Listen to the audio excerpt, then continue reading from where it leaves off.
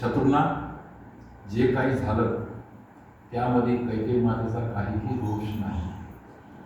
तू तिला दोषी समजू नकोस. कैकेयी मातेचा आदर कर, तिला सन्मान दे. तिने काय कार्य केलं हे समजायला तुला बराच काळ लागेल. फक्त तू माझ्या शब्दावर विश्वास ठेव आणि तिला आदर कर. आणि ती गोष्ट 14 वर्षानंतर शत्रुघ्नाला शत्रुघ्न त्या ठिकाणी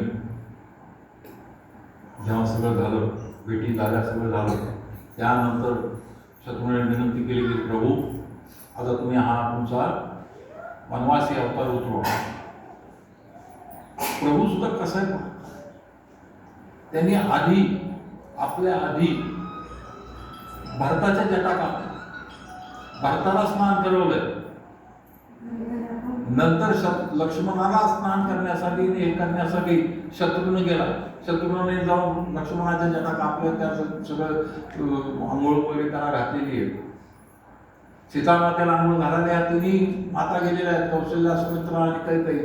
त्यांनी तिचा शृंगार केला आणि सगळ्या रामाच्यासाठी जे सगळे गेलेले भरत आणि लक्ष्मण गेले त्यांनी केलं. आणि त्यानंतर ती सगळी मिरवणूक परत रामाचा राज्याभिषेक झाला. राज्याभिषेकाच्या वेळी प्रश्न निर्माण झाला की त्यावेळी राजा बसल्यानंतर एकाला युवराज म्हणून घोषित करायचं.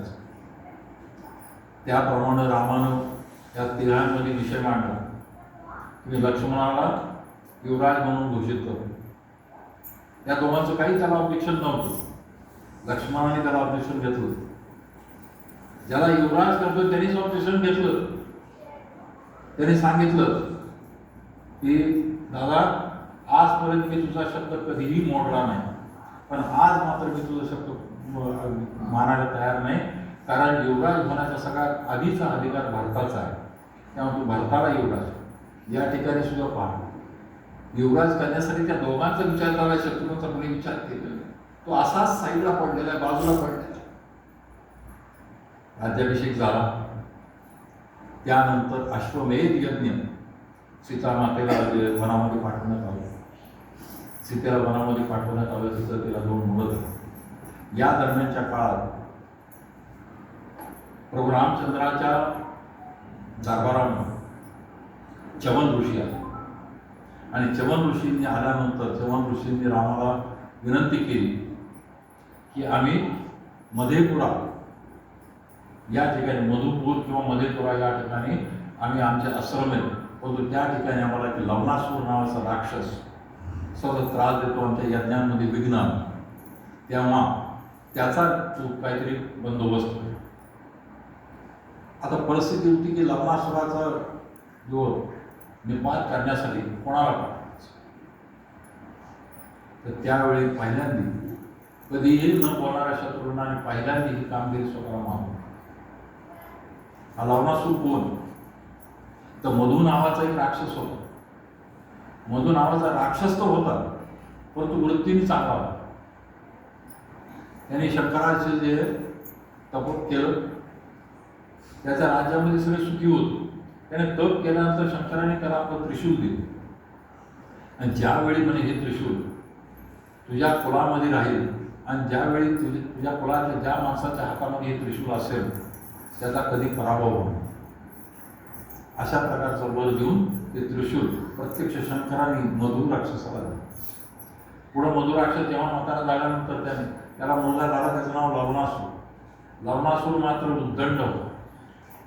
तो अतिशय त्रास देणं, राक्षसी वृत्तीच होता.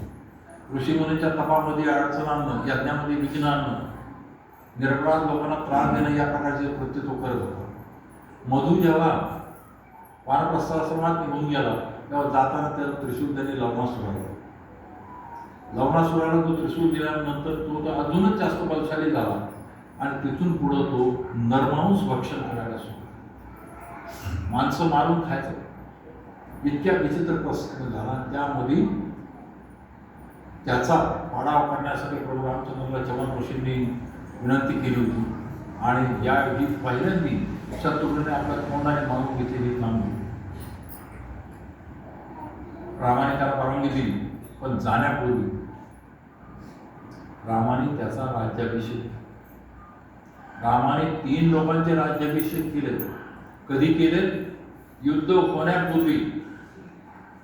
ज्या कामगिरीवर जायचं ती कामगिरी पूर्ण होण्यापूर्वी रामचंद्राने 3 जणांचे राज्याभिषेक केले आणि तिघांनाही राज्य दिलेलं आहे. त्यात पहिला सुग्रीव,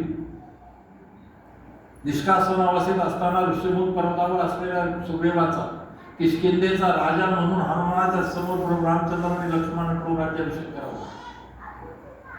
समुद्राच्या काठी भेटी झालेल्या बिभीषणाला, अजून तर समुद्र तरुण लंकेमध्ये जायचंय, त्याच्या आधीच बिभीषणाचा लंकेचा सम्राट, लंकेचा राजा म्हणून, लंकाधीश म्हणून त्याचा राज्याभिषेक केला आहे. आणि तिसरे शत्रुघ्नाचा अयोध्येच्या दरबारामध्ये त्याचा राज्याभिषेक केला आहे. त्याने सांगितलं, शत्रुघ्नाने विनंती केली की दादा मी फक्त तुझा प्रतिनिधी मधून जातो, तर माझा राज्याभिषेक कशासाठी? त्याने सांगितलं की ज्यांनी राज्य जिंकलंय त्यांनीच त्या ठिकाणी राज्य करायला हवं.